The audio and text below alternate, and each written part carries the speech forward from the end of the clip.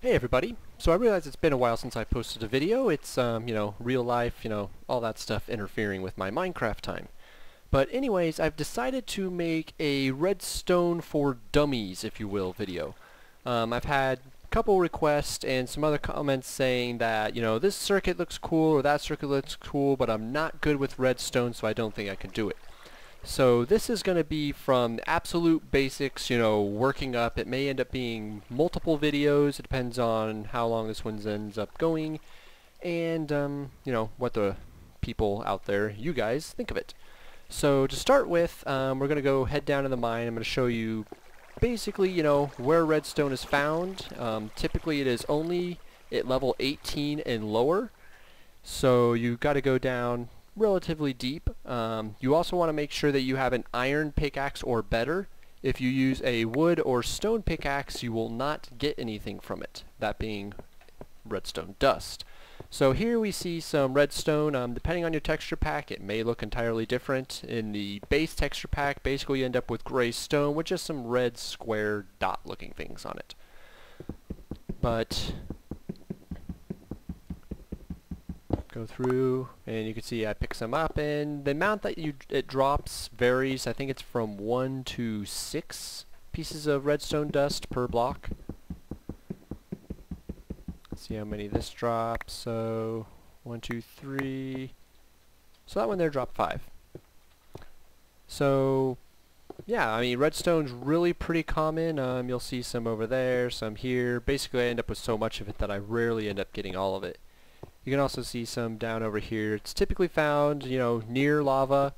I think right now if we hit F3, we're on level 12. So plenty of it around that level. So we'll head back up and we will get making some really basic circuits. Alright, so we are out of the mine. Stopped and picked up a few items on my way out. First, a few things you need to know. Redstone, after you go through and you mine the ore and you have the dust, you place it down as redstone wire. And typically this is what you use to create a circuit. Now, one of the things you need to know is that the circuit can travel for 16 blocks before it runs out of energy, basically, and it will no longer power redstone wire that's beyond that point.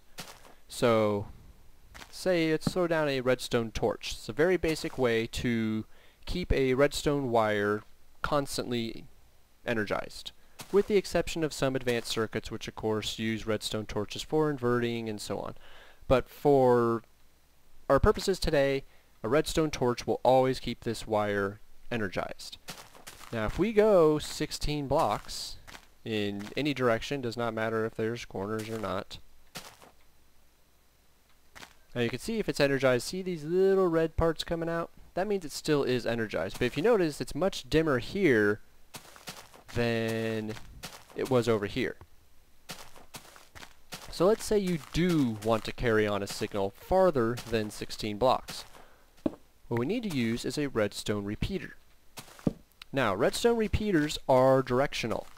If you see this little triangle on here, that's basically saying which direction it's functioning as a diode. Diodes will only carry current in one direction. So now if we take redstone wire, stick on the other side, you see it's nice and bright and full energy again. And of course you can also go through and add delay by clicking it. There's 3 different delay settings plus 0 delay. And it should be noted 0 delay isn't actually 0. There still is a tiny bit of delay there. Just not really enough to notice, but in some cases it's enough to change the way your circuit works. So let's go through and tear this back down.